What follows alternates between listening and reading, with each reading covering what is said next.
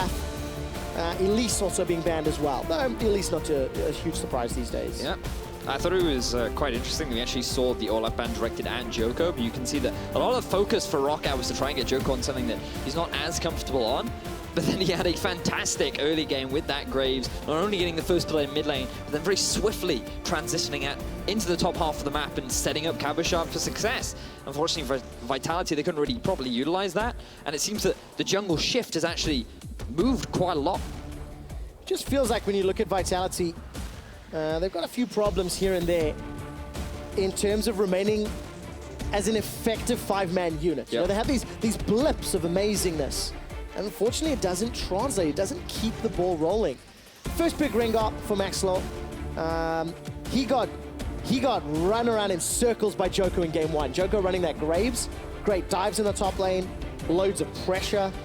So let's see if ROCCAT will be more aware, more prepared for that this time around. Now I would expect Vitality to get themselves an early Jhin here. They have actually locked themselves the power pick in the top lane.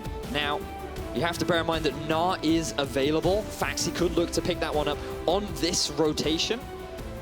And wow, actually seeing a very early aggressive jungler from Djoko once again. So he could be looking for a repeat performance from what we saw from him in game one. Now, if you're ROCCAT, it's fascinating. We've actually seen this a lot this week. Jhin moving heavily down in terms of the priority. Champions like Ezreal, we saw out from G2. The Sivir in game one from ROCCAT. Ashe, we've seen a bit come out as well.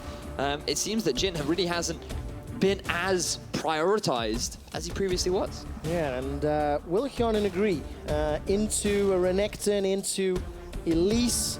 This time round, goes for the Jhin. Not going to go for the Sivir. Denying that possibility. And the Gnar reply to Renekton, as you so rightly predicted. Vedius, something that has been played twice by Phaxi. One game won, one game lost. What is the logical reply here for Vitality? ADC and not reveal anything, or try to get your hands on a priority support? I mean, there's a lot available there, so that's tough too. You could also potentially go for your mid laner right now, and then pinch a few of the mid laners away from ROCCAT. But the big thing for Betsy is, I'm pretty sure he's confident that he can play both the Viktor and the Azir as just safe mids. They can go into pretty much anyone. So the fact that Vitality have just locked in their AD carry, I think is the safe thing to do. And Ezreal is a pick that has been picked often into Jhin because he actually trades very effectively against him. The important thing for Vitality now is to get themselves a strong pushing support. I would not be surprised to see them early prioritize something like a Karma so they have that pushing power in the bottom lane to best set up for Elise so she can utilize that early power. Also a pick they have played in the past, something important to keep track of. ROCCAT had the ability to have pushing lanes in game number one, but didn't really capitalize on it, or didn't really find themselves in a position. Betsy on that Azir, despite being ganked early, he managed to come back in the mid to late game. You know, early game was really all about Nukeduck's rise, and that was banned, the very first ban from ROCCAT. More mid lane champions have been removed from the pool. Syndra and Azir from Vitality. So Betsy's being pinched, whereas AOD is being pinched on Vitality's side as ROCCAT have taken out Nami and Lulu. Like, Karma makes the most sense here, I feel, especially with both the Lulu and the Nami ban. ROCCAT could be looking then maybe for a more aggressive support. Maybe they go towards the Alistar. But no, they're actually going to leave it up. They're actually going to save their support pick for last, which I think is risky because already you can see that ROCCAT, they have pushing in the top lane. The Gnar is very good into the Renekton. He's always going to have that pushing advantage. In the mid lane, they could go for, again, someone like, I think or with the Azir ban, Viktor makes a lot of sense into the Cassio. Early on, you get pushed in. Once you get that upgraded Hex Core, it's just wave clear for days. You have the ability to push.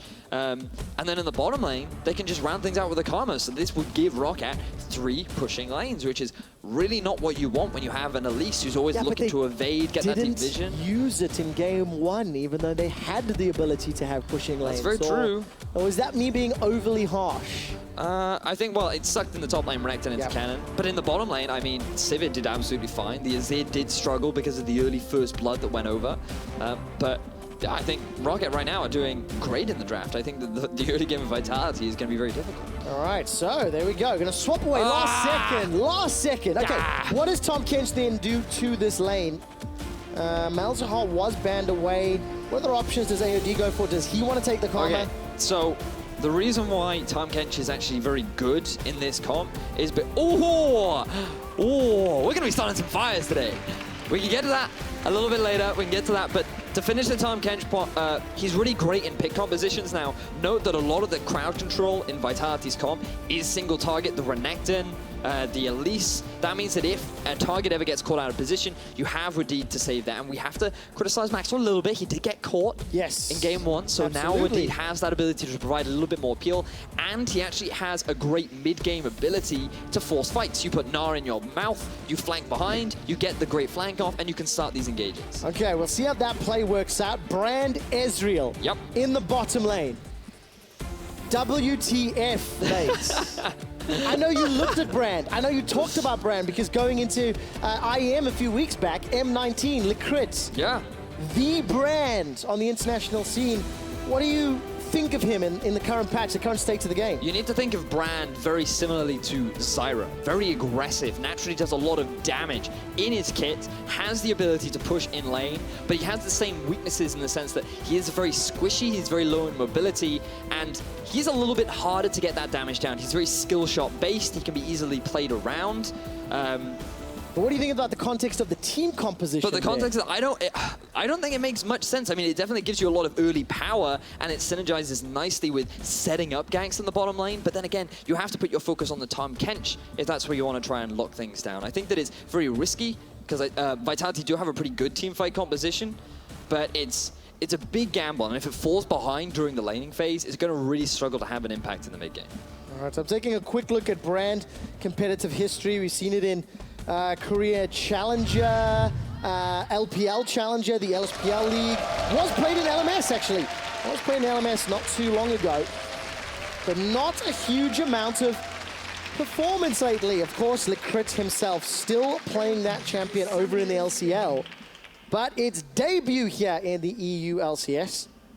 AOD playing on Brand and looking to insta-give peeps. After the nerfs to Zyra and Malzahar a few patches ago, I thought the Brand may rise in popularity because he provides a very similar role to what they do. The big thing for him is that he is closer to Zyra in the sense that he has a lot of teamfight potential because of his ultimate, and even if he doesn't have many items, the amount of damage that he can throw out is just ridiculous, mainly because of his passive. So if he's able to get 3 stacks of his burn down, the AoE damage that it does is percentage health, which means that no matter what level he is, he's always going to have a lot of teamfight value. The question is, how do Vitality force these teamfights, right? Like, they actually have no real engage tools. Flash Cocoon. Yeah, but then you have Tahm Kench too. I think that Vitality they drafted very heavily on early pushing lanes, early game dominance, and then they gave away the Gnar. They gave away, or they picked the Cassio and they allowed the Viktor to be picked into it. I just think that, I don't think Vitality had the strongest draft, but they had a promising early game 1 previously. Let's see if they can do it. Yeah, I mean, that promising early game came from Djoko camping the hell out of Cabo's lane. Wadid already eats a pillar of flame to the face, and he's got those relic shields to help push this wave out. The race to level 2 currently in favor of Hjarnan and Wadid. AOD and Steelback instantly backing away. Now, the thing about early game Brand is he actually has really high cooldowns. So every time he uses that Pillar of Flame aggressively, that's the window with which Wadid can look to move up and start trading back with the Brand. And that is what ROCCAT are using to be able to get themselves this push advantage and the early level 2. Well, there we go. Hjarnan and Wadid, next minion wave. Next minion should ding that one for them. There we go. So Steelback and AOD playing a little bit defensive. AOD's second skill point will be into the Seer, so can get that stun combination down. And if he tries to target Hjarnan, obviously Devour helps out. All right, round 2. Is it going to be the same deal? Phaxi's in Mega Gnar. Got the ability to crunch down and get a small wallop on the stun. He's going to throw the boulder toss, flashes away. Cocoon on the tower, 1 or 2 more hits. First blood to Djoko. Great gank in the top lane. Phaxi wasn't even that overextended. He just went into Mega Gnar. He wanted to trade onto Cabo. And Djoko took advantage of that. He's pathing again. He just focused on the top side of the map. Looked to make that Udo rotation to get Cabo ahead in this matchup. He wants the Renekton to be pushing into Phaxi. And I love this focus in towards the top lane from Vitality. Getting Cabo on these carries and making sure that he's in a position to put Phaxi down. Yeah, but the problem is Phaxi should have known that was going to happen. Like, It's all about that early knowledge. Renekton, yeah, but you can't guarantee that he's going to gank top, right? It's very much about, did ROCCAT have the information of where Djoko start? They should have, because they would have seen Cabo clearing out the Raptor camps, right? Phaxi should have put that early ward down. A level 3 gank or level 2 gank top is not so uncommon that you shouldn't respect it. In fact, he could have preempted all of that by just dropping a ward in the river, right? Like, yeah. But he didn't. First blood went over to Vitality. Yeah, this time around it was in Djoko's hands. Let's see what he can do with it. Djoko had multiple successful ganks in game number 1, helping out Cabo and Nukeduck. This time around, I thought he was going to go down to that bottom lane. Instead, though, just clears out the Scuttle Crab, and again could he get in behind Betsy here? He's just playing with your heart now. I know, I'm waiting. I'm like, he's like, anticipating the play. But we also have to track Maxlore, because in game 1 he didn't have a huge early game impact. He had no early game impact. Yeah, but that is because he is on Renekton, who mainly Renekton, he's on Rengar. He mainly waits for that level 6 mark before he starts making plays. Now, I like this invade from Maxlore because he knows that Betsy has the push in mid right now. He has the support should he need it, and he may very well need it in a second. But he will be able to steal away that camp. But yes, once he gets to level 6 and his lanes aren't at such a massive deficit, perhaps we can see more from Maxlore in the early game. Yeah, we'll keep our eyes on him. Maxlore making his way to the top lane as we keep jumping down to the bottom lane. AOD on this brand, very exciting to watch. Every time Pillar of Flame is used, Wadid moves forward to trade aggressively, and Wadid as a player is one of those guys who's kind of got a little bit quiet throughout the spring split. 0 isolated deaths. He's got the 3rd highest proximity to his AD carry, and proximity means how much time he spends within 1500 range, and it's a lot. He's the 3rd highest. He holds Hjarnan's hand, and he's not died alone. He's not died without support, so he's not really getting caught out. But then maybe he's not playing forward. You know, I had this like weird debate because I'm kind of criticizing someone for not giving up a death alone. Surely that's a good thing. You'd think so. Perhaps he's always dying in honor. He's dying in place of someone who's looking to get caught, and he is the sacrificial lamb.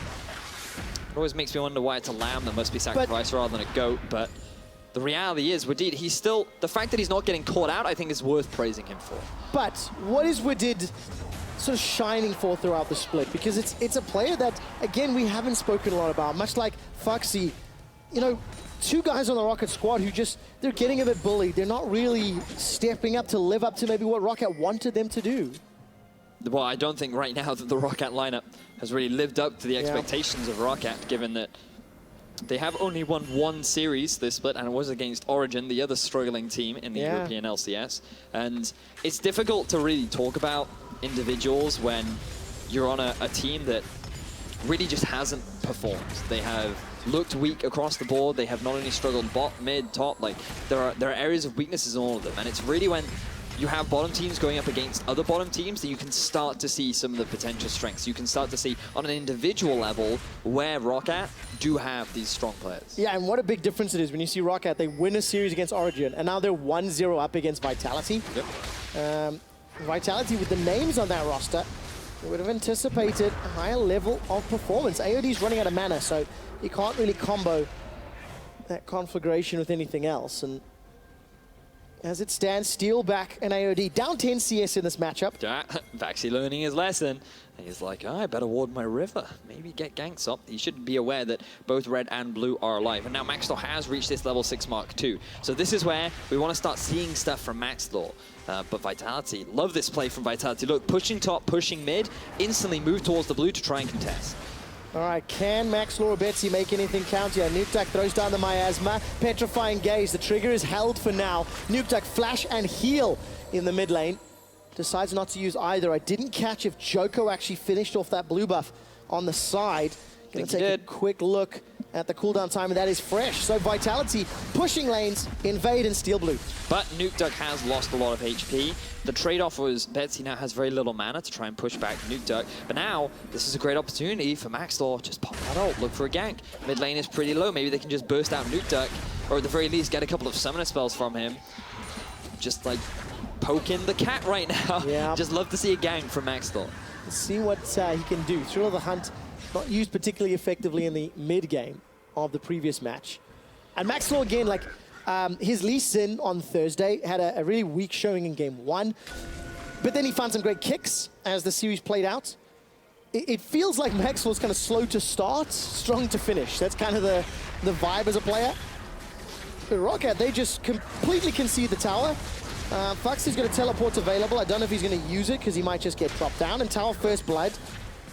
That's a little bit awkward. Yep. You can see that ROCCAT wanted to try and make a similar play in the bottom half of the map with the invade that you had from Maxlore setting up good vision around the blue jungle of Vitality. But the minion wave wasn't at the tower. ROCCAT weren't really in a prime position to set up for this objective. Now mid has been pushed, and the minion wave has hit the tower. Maxlore is making his presence known, but he's actually backed away, and the two members of Vitality are still in the top side, consistently putting pressure down, even onto the tier 2 tower. Well, tier 2 tower under pressure from Vitality. Fans applying more pressure to Vitality as ROCCAT, 65% of the votes. And it's kind of like a more refined version of game 1. Vitality with early game plays thanks to Djoko. They get early tower first blood. And now we start to see some of this vision being pushed around. What I do like from ROCCAT is the vision in that right-hand quadrant in the blue buff area of Vitality. So this is going to allow some information for ROCCAT to work with. Teleport for Gnar. We can go back to those old school storylines, Vedius, of how do they use the Gnar bar. That's a flash forward. AOD throws down the ultimate, doesn't get enough of a kill. Curtain call comes out, Steelback. Arcane shifts aggressively, Cocoon onto Wadid. Two-shot barrage, Wadid is still alive! Nobody eats him today. Fantastic heal from Hjarnan to keep his support alive, but it will still result in a tower for Vitality. After taking down the top tier 1, their objective was to take down another outer tower, a very swift move into the bottom. And now they're not even going to lose any damage up topside. Great map movements from Vitality. And you can see their early game just seems to be on point. They have a plan in mind. They set up in a way to enact on that plan, and they execute so well. Okay, sure, you don't get a kill, but it doesn't matter because you get all the summoner spells down from the bottom lane, you get yourself a tower, and you extend your gold lead even further. Also, the context of this game, yes, Viktor's going to be exceptionally good at wave clearing, but there was 2 of those champions in the previous game, Sivir and Azir, that allowed ROCCAT to buy time. Vitality, will they play more aggressively onto Betsy and try to force this mid-outer turret? I'm looking at the mid lane as Nukeduck and Djoko temporarily in range. But we have... Oh, carry on. No, thank you. Maxwell still not used his ultimate. Not yet, no.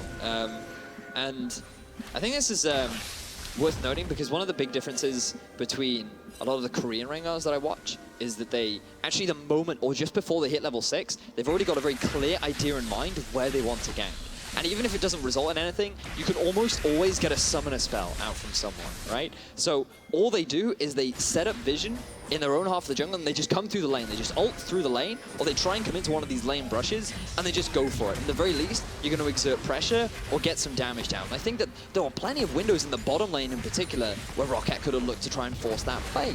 And the fact that Maxlore hasn't tried to make any of that happen is just kind of like, why not? You know, I wonder why he decides not to try, at the very least, make these plays happen, because I don't think he loses much for forcing. And the thing is, this may also not just be on Maxlore, right? This needs to be team decisions, communication, warding, anticipating where you're going to be in a minute, anticipating where the waves are going to be in a minute, and also where your enemies are going to be. I mean, Djoko was clearing out his bottom jungle, recalled, and made his way up top, while at the same time Maxlore's completed that jungle item, picked himself up a null magic mantle and is returning to fish for opportunities here.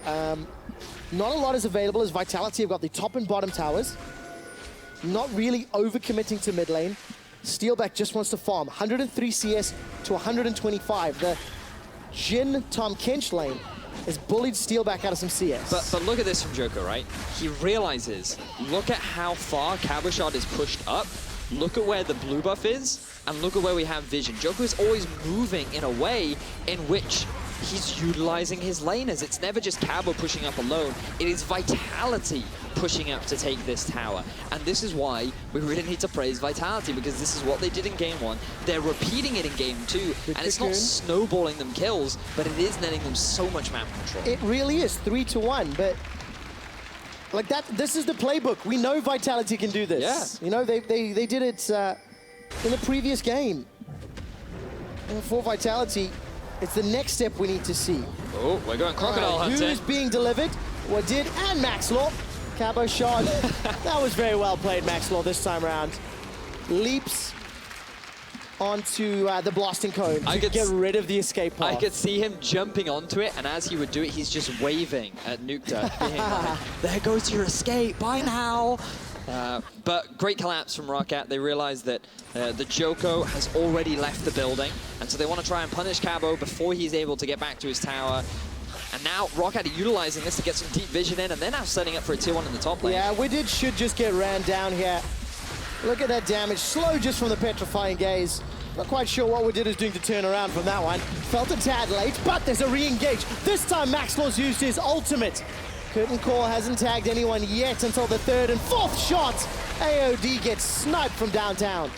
Well, ROCCAT are able to return the support kill, but for Wadid, that's an isolated death. That's going to blemish his record, and is not going to be too happy about that. Regardless, can ROCCAT get themselves the top tier 1 tower? Nukeduck is pushing down the mid. Look at Djoko looking for a potential dive. Flash is not available just yet. It's a few seconds away. Miasma's going to prevent any sort of response. Very early cleanse from Betsy. The death ray as well. The Chaos Storm continues to chase. One more zap. Not going to be enough. But the tower and the bowler, they root Nukeduck in place. Trades 1 for 1. So much mid-jungle action happening in the middle lane. It is both mids that end up going down. And that's only because Betsy, his focus was on trying to kill Djoko, whereas Nukeduck was like, well, I'm going to kill you, mate. He ends up getting that kill, but it's such a swift response from Maxlore, jumping out from the brush. Nukeduck had no vision to preempt that. He did have his flash, but unfortunately for him, it was not enough. So many mammals killing each other, or animals even killing each other in this game. It's like a zoo. It is. In here today. But it's a zoo that Vitality want to take control of. They're 1,500 gold up, looking for another tower. This would be the 4th of the game because they got that inner tower in the top lane. I want to look at Steelback's build. He's opted for the Iceborne Gauntlet this time around. A little bit of discussion around, you know, type of itemization versus team comp. Do you like this into Rengar, Gnar, Jhin? A little bit of armor, a little bit of kites. I mean, it's always good to be able to kite, but I think the main reason he's doing it is for the Rengar threat. In terms of actual team fight damage, it's not bad, but I think the Trinity Force would have had a better mid-game spike, which would have better synergized. But we can see here, it's just very unfortunate for Cabochard because his laner just went back to base. I love that. Maxlore flying. Yeah. Crikey, that's a big crocodile. Go on, mate. Don't want to give him that blast cone, no. Denies the blast cone, gets the kill. And that was where ROCCAT started to turn this one around. They get their 2nd tower of the game, evening back up in the mid-game, and it just feels like the same game all over again. Right? It really, really does. And it is a bit of a rarity to see kind of the same style, despite even different champions and different sides of the map, for goodness sake. The big difference here, though, is that the Ryze is stronger in terms of being able to split push because of his ultimate, which enables versus the Cassio, yes. So that enables the Ryze to get back to fights quicker. It allows plays to happen a little bit faster. But in terms of 1v1 power, there are very few on the ROCCAT lineup that can go up again. Now, Maxlore, he got caught out a lot, moving through his own jungle without proper vision, but this time he's respecting it. He has Wadid there to keep him safe. Yeah, of course, AOD takes that solo ride on the blast cone. Djoko stepped out. Nukeduck now was hanging around just down south. There's a couple of Vitality members waiting in the wings. Can't quite see who's sitting with Nukeduck there as he starts to back out as Cabo stays in the mid lane. So now we've got this awkward moment with 5 towers are down and teams need to start pushing their vision and start playing around other objectives. Good cocoon from Djoko. Gonna buy some time for Cabochard to flash in for the stun, and Betsy gets taken down. Ends up being a 1-on-3. Good punish from Vitality. Betsy, he had no summoner spells. He should have known. Well, he actually had pretty good vision control, and he actually wanted to move over and drop down a ward. He doesn't even get the ward down, so I actually have no idea why Betsy was there. He ends up getting punched. Now look at Vitality. All right, 5-man stack in the mid lane. Vitality looking to take down the tower. Phaxi has got absolutely no Gnar bar, so he can't get that ulti down. Steelback gets tagged by the boomerang, and a couple of shots from the curtain call.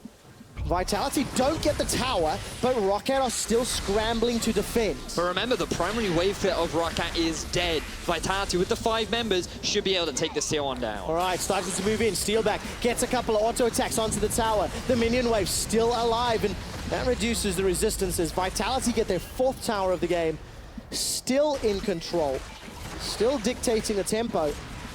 Now, how do they force more objectives? It helps when ROCCAT walk through their jungle and walk into you, right? Yep. But Vitality are not going to get those opportunities every single time, or they shouldn't get those opportunities.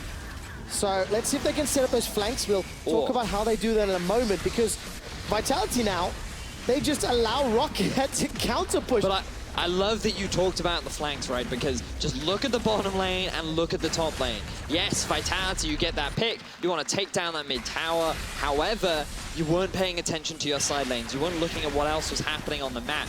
And while you push towards that objective, ROCCAT is actually drawing pressure on both side lanes. Vitality, they have to respond to those minion waves. They cannot afford to lose all that gold and experience to the towers, along with taking all that tower damage. So that frees up the 5-man unit of ROCCAT to just walk down mid, take down the tower, and even out on objectives. Yeah, and that's just going to allow ROCCAT again to move into this mid game a little bit more comfortably.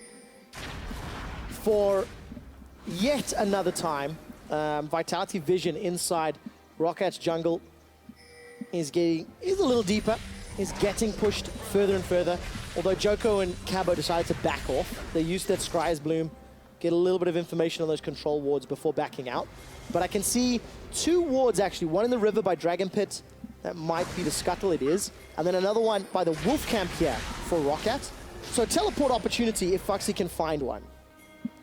And with Baron now live, a lot of vision will start to be set up towards that side as, Nukeduck getting caught out. Oh, he is indeed. Sidestep from Maxlore, very well predicted. Flash forward as well though.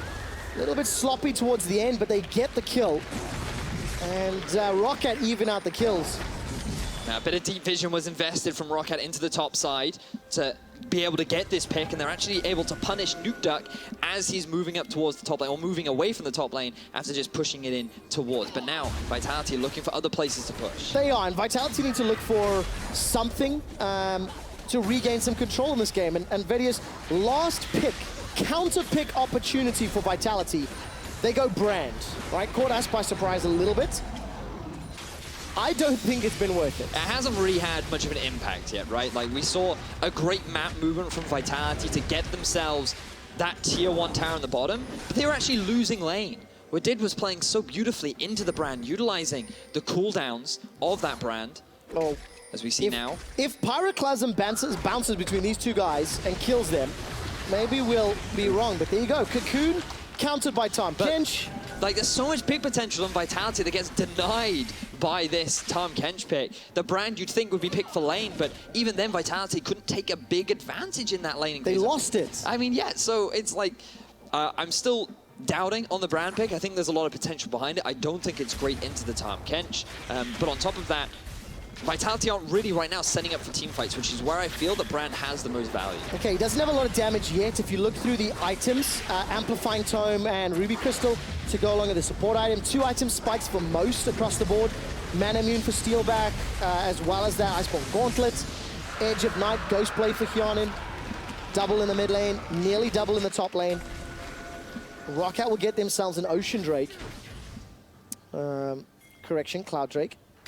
As they at least pick up like an uncontested objective. But ROCCAT, we've talked a lot about how Vitality can't necessarily engage because of the Tahm Kench and the Cocoon. How do ROCCAT do it? We know that, you know, Rengar can run people down and you've got the Tahm Kench Gnar, but is that the only options? Well, ROCCAT do have a lot of teamfight power, naturally, because they have Viktor and they have Gnar, but it's very much around playing with the Gnar bar, right? And if they, so far we're yet to see them effectively do that. And a part of that is because of their inability to get deep vision and then force a flanking play. We haven't yet seen Wadid gobble up Phaxi, use the ultimate to get in behind Vitality and then force that fight.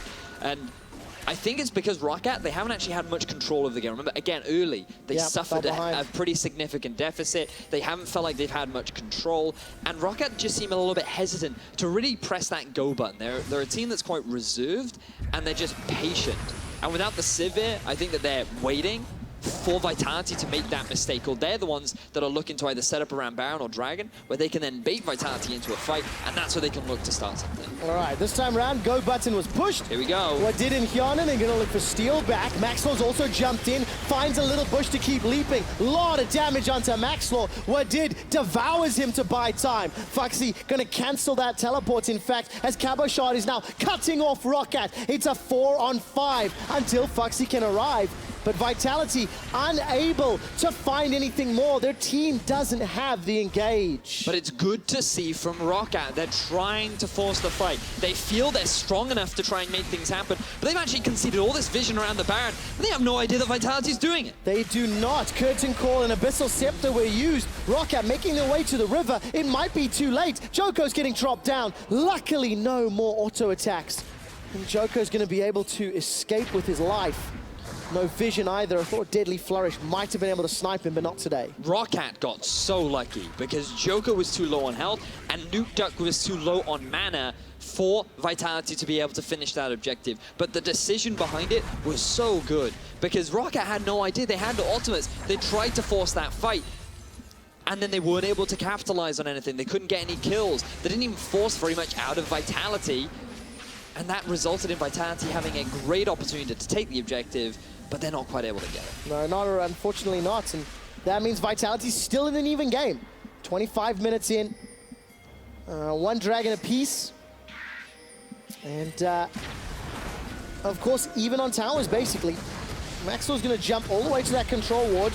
A tad over-aggressive, bit off way more than he can chew. Luckily gets saved by Wadid and the Devour. Chaos Storm sends Vitality running. Nukeduck's got a flash if he can use it for the Petrifying Gaze. And Hjarnan trying to split up the fight. Betsy turns around with a Death Ray, and Djoko, he manages to flash to safety. Follows from ROCCAT. ROCCAT now looking to push down the mid lane as Vitality, they're looking to set up a flank. Why won't anybody die? QuickShot, they keep trying to force these fights, but nobody ends up going down. But this could be the flank that Vitality are looking for. It can indeed. Cabo's looking for a stun. Hjarnan's running away with his life. Nukeduck not going to be able to find the Petrifying Gaze just yet. It's Wadid that gets killed first, and Nukeduck gets away. Still no Phaxi ultimate. We're yet to see this team fighting power that ROCCAT have available. And it's just so close, back and forth, but without any hard crowd control coming out from either team. It is always just these close skirmishes, these close trades that are resulting in very few deaths. Yeah, Wadid doing so much work with the Devour over and over, saving his teammates' lives. The tower on the mid lane takes 50% of its life away, and that's it. ROCCAT and Vitality. It is just kind of like that awkward first dance at your high school farewell. Just hey, that was never awkward for me. Tripping over one another a little bit and not finding the right moves. Actually, I learned to waltz at a very young age. I had a very keen mother that wanted me to dance. My sister did ballet. She said, you must learn to waltz. It is a very sort of like quite a posh British thing, isn't it? Like waltzing and whatnot. I was actually teaching Deficio. But you can see here the collapse actually came down onto Maxlore. He had to invest a lot just to escape from this fight, and the response from ROCCAT is very good. But again, where is Phaxi in all of this? He'd already used his teleport earlier on, so there is no big ultimate to suddenly swing the fight in their favor. Now, oh look, Gnar's gone. The best ROCCAT can do is just chase, hopefully get a bit of damage down, but there's so much disengage from Vitality. You have the miasma from Nukeduck, you have all the flame damage from AOD. And at this point, you think, oh, this could be very good for Vitality. They can just get this great flank off. ROCCAT are being attacked from 3 sides. But then again, Wadid coming in so impactful, denying a lot of the damage, just soaking up for as long as he can, and he just ends up dying to the burn at the very end. But it was just such close back and forth all the time that neither team could really gain an edge. What I love about that, it all started because Maxlore decided to jump onto a control ward, you know? That was the Fighting initiation. over vision, that's what we love, Trevor. That was the initiation button for Vitality. Sensing they had an opportunity to jump onto Maxlore. He's got that thrill of the hunt down. Looking for targets. Nukeduck is being spotted out, and again, I look at the inventory. Again, I see a plethora of control wards for Vitality, and ROCCAT not the greatest. Djoko and Nukeduck fishing for options and ways to extend this lead. Right now, both teams are just grouping up around the Baron. Their priority is let's get control, because one big fight is going to give us that objective, and then the other team will not be able to answer. Now, Vitality, they actually have full vision control of the Baron itself, and they've started this objective off. Okay, more mana, HP. So ROCCAT no? And Spiderlings here for Nukeduck and Djoko. AOD's at least playing zoning. ROCCAT don't know. ROCCAT haven't got a clue. Thrill of the Hunt was used, remember. AOD's gonna start zoning, gets a good stun onto Maxlore. AOD's life will be lost, but Vitality get Baron. Nukeduck gets away. Oh, that was so close. Wadid, by the skin of his teeth, missing Nukeduck. AOD dying for the good of the team. He bought time for Vitality to take down the Baron.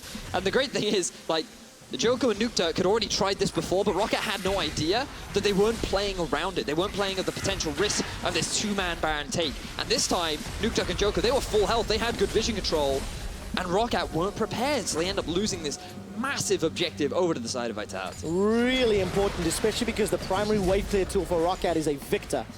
Magic damage on that AoE. Let's see if Cabochard's under any risk here. Phaxi and Betsy not going to go for the push. They're just going to keep the wave at Cabo's tower. But look at the setup from ROCCAT. There's a pushing wave up top. They have a three-man unit in mid. They have Gnar still out trading this Renekton and keeping him pushed underneath this tower, which means the ROCCAT still have control over the map. They may have lost that Baron, but they get themselves an Ocean, and they're actually the ones hitting onto the towers of Vitality. With 30 minutes in, Vitality have Baron. ROCCAT had map control, now starting to get pushed back.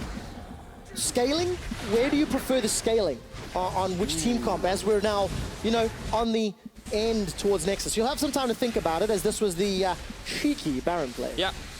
This is one of those replays where we just play by play. Oh, look at Nukeduck, he fangs into the Baron.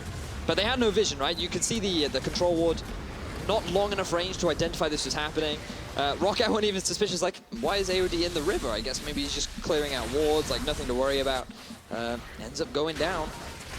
But in terms of scaling, to go back to your question, I prefer ROCCAT scaling largely because of the Viktor and the Gnar, but only in these big team fight scenarios, because in a 1v1, like, Renekton jumps this over Jhin. He doesn't have the mobility to get out. Nukeduck is going to do so much single target damage if he's allowed to do so. So I'm just waiting for this big Gnar ultimate to really swing one of these fights in the favor of ROCCAT. Well, Phaxi needs to step up. We've not seen it this game. We've not seen him find a target into the wall in an impactful manner. And Betsy, on the other hand, with that Lich Bane, Rylai's, Hex Core, he almost one-shot Djoko. Now, maybe that's why Djoko finishes GA.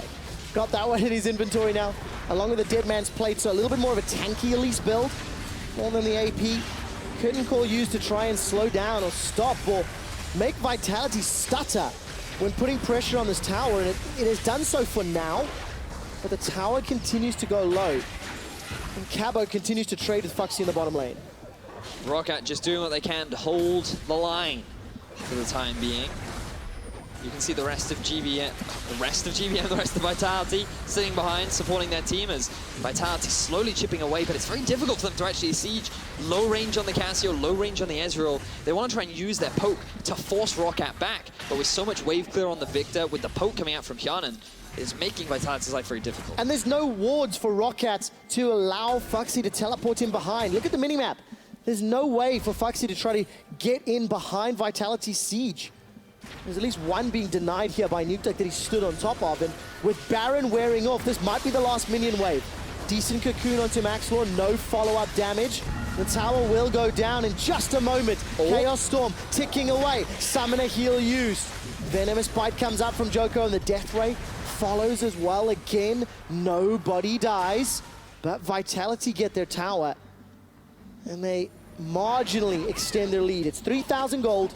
As long as they're playing the map game and not the 5v5 game, that is still an advantage, but obviously it gets negated when the team comp of ROCCAT can group up and work together. Slow and steady does win the race, Trevor. However, it's not as exciting as if all the racers stabbed and shot each other in order to attain victory. And I feel like Vitality, it's smart from them not to try and force a 5v5, especially with the risk of Phaxi. But there's so many windows to that. Like, we've talked a lot about how it's difficult for them. Why not just walk up with AOD and just be like, ulti, fire everywhere to try and force them back? Or just walk up with the miasma and rather than throw it underneath the turret, throw it behind the turret and be like, be gone. This will be my tower now. And they're all playing on the side of caution, which I understand, I respect, and it makes a lot of sense. And it's super valuable for them to get these wins as well. So you can, I really do respect why they are playing like this, but if you're a team that's looking to improve, if you're looking towards the future, these risky moves are some of the plays you have to take when you're playing such difficult compositions. Yeah, and looking towards the future for Vitality, it's bouncing back here. If Vitality lose this game, they are still within a 1 series difference of Origin. You know, that's that safety buffer cuts in half. So there's a lot on the line here for Vitality. Taking a look at that Baron power play, it was more of a regain control of the game than necessarily push the lead. That's why the Baron power play is only 1,600 gold versus the league average of 3,800. And you touched on that fire behind the tower, be gone. I mean, Zyra was available this game. Would you have wanted to run Zyra into a Gnar and Rengar and Tahm Kench? I think I just would have preferred a Karma. Like, I think Karma would have given you better lane setup. You would have had more pushing power. And I think that with the comp that you have, the 5-man speed up to just close the gap a little bit more, make it easier to land the miasma, the cocoon, get the Renekton in from the flank. Like, the Karma would have just given you a few more possible options. It's also one of these things where you can see a pick that, a pick and how it works in scrims and training in the week is sometimes very different to how it performs on stage, where teams don't give you as many opportunities. All right, Maxlore is finally using Thrill of the Hunt quite aggressively. Got some support from Wadid and Betsy, but Djoko's been able to escape around. Pillar of Flame comes up, AOD continuing to back away. He's got that Rylai's Crystal Scepter completed this time around, and that will give him some more utility. Vedius, 40 seconds to Elder Drake, 30 seconds to Baron. Split in terms of what do you want to prioritize, because neither team has got great control in either area. There's some wards for TPs around the Baron pit, and the Dragon is completely clear. For now, the main objective for ROCCAT is to not allow Vitality to do that sneaky 2-man Baron. Ooh, they're actually just going to throw out ultimates. They are indeed. Teleport coming down from Cabochard. Not been equalized by Phaxi. Pyroclasm bounces and then fizzles. That's a defensive flash from Maxlore. Here comes Phaxi. Where's the Gnar? The rage needs to build up. Continues to throw out those autos. Gets a boomerang. Hyper's not going to get procced. And again, a tense, close fight where nobody dies. So just ROCCAT throwing out a couple of ultimates, trying to dissuade Vitality. But you can see tensions are rising. I can feel them. You can feel them? That might just be me hugging you too much. I'll stop, I promise. Yes, you should. It's a little awkward at the moment. But Vitality and ROCCAT, they just can't find ways to make their team fights work. And it's actually one of these like sort of beautiful examples of lacking hard engage, unreliable soft engage, and it just gives you these awkward fights where nobody can get an advantage. I love the term soft engage. It's almost like when you shake someone's hand, you just stroke it afterwards. You know, it's just like, I'm gonna softly engage upon you. But you're obviously illustrating with these kind of engages, they just throw out a couple abilities. Now Djoko's in trouble. He is indeed. Repel buys enough time for Vitality to save him. There's not enough trouble for ROCCAT to punish. And that means ROCCAT still trying to play around the Baron. Okay, Cabochard used his teleport, right? So despite wards on the left-hand side of the minimap, ROCCAT are not at threat to being flanked just yet. Oh, the Gnar is up. Vitality want to wait for that to dissipate. They actually have the ability to push damage. But again, look at the side waves. You can see ROCCAT, they have a big minion wave building up top. They have a minion wave building up bottom. Vitality, they're grouping up so much in the mid that it's actually allowing ROCCAT to engage once again. All right, let's try this again and find out if anyone can die. Djoko's GA has popped. That's the first time. Following Nukeduck, I'm looking for a petrifying gaze. It needs to be game impacting. He stuns Betsy. Betsy's down. Only for a GA so far. Now Phaxi's in trouble, looking to flash away. Gnar's about to time out. For the first time in what feels like forever, somebody has died. Betsy ends up losing his life. He gets a little bit too close to the wall, and Nukeduck takes advantage of it. But what will either team gain off the back of this? If you're Vitality, you could look towards that Elder Dragon, but instead you're just going to choose to back off. Cabo can't TP in. Djoko ended up losing his Guardian Angel. But it's just another skirmish in the mid lane. What are they actually fighting for? QuickShot. Just look at the setup right now. Vitality, they're pushing down mid. ROCCAT, they try to force a fight here, but they're forcing Vitality into a choke point. They think that, hey, if we win this fight, maybe we can get ourselves a Baron. But it's so difficult because Phaxi isn't there. He TP's in later on. At the very start of this fight, he actually went back to base. But now, the Baron has been started up once again. Oh, ROCCAT now looking to stop this Vitality Baron. Cabo and Maxlore dancing and diving there on the side. Petrifying Gaze stuns up nobody. Redemption's going to come down here for ROCCAT. That'll heal them up. Baron did not fully reset. Curtain Call is going to send Vitality running for their lives, and Nukeduck is very, very low. Boulder Toss, unable to connect with anybody, and Wadid already used his Abyssal Voyage. Now all of a sudden, ROCCAT swaps places. ROCCAT, they're the ones on the Baron. Look at Nukeduck. He doesn't have the HP to really stick around for this fight. ROCCAT see an opportunity. They're going to go for it. Vedius, this is ROCCAT preparing themselves for trouble. This is the second time Baron has started. Djoko. They want to make it a double. Djoko wants to flash over the wall, wants to protect his team from relegation. Where's the smash? He does it!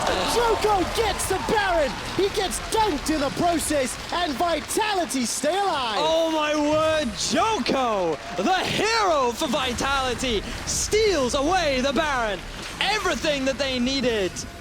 But ROCCAT, you go for the 50-50 smite, you play the gamble game and you lose. And now Vitality, they want to keep chasing. It's a 4-on-4, but Baron buff is on the side of Vitality. It's their second this game.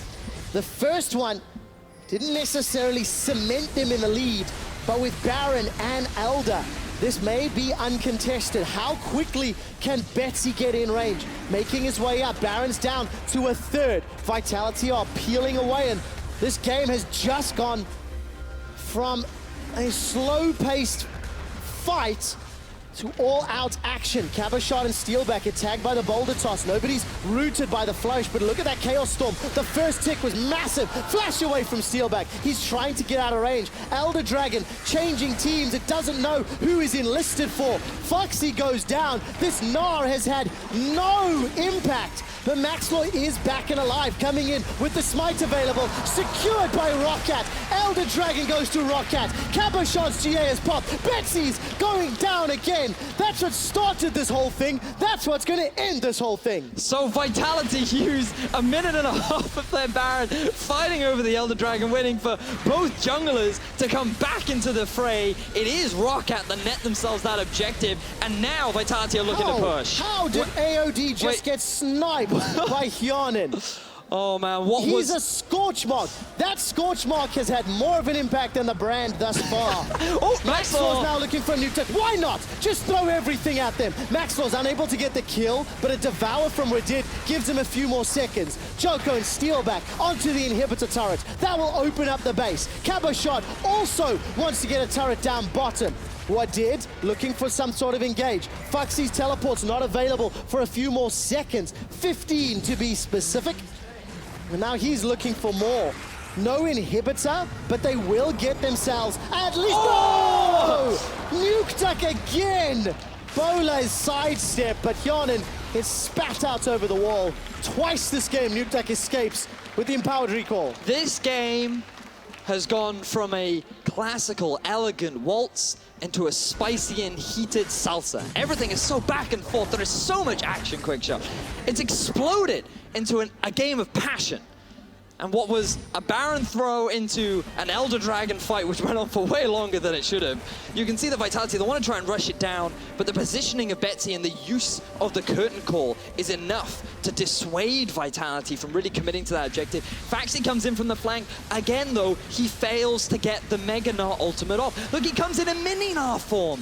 Phaxi, what are you hoping to achieve through that? You could have done more through the zoning power, waited for Maxlore to join the fight once again, and it just becomes a race now between which jungler can get there first. Steelback goes back, Maxlore joins, and he doesn't even get it. It's the second proc of the E from Betsy that actually secures it. Vedius, while all of this replay is going on, yes, Vitality then proceeded to take down 2 inhibitor turrets. ROCCAT were able to push back at their 5th tower of the game in the mid lane, and ROCCAT now need to defend. It is a 5-on-5 scenario.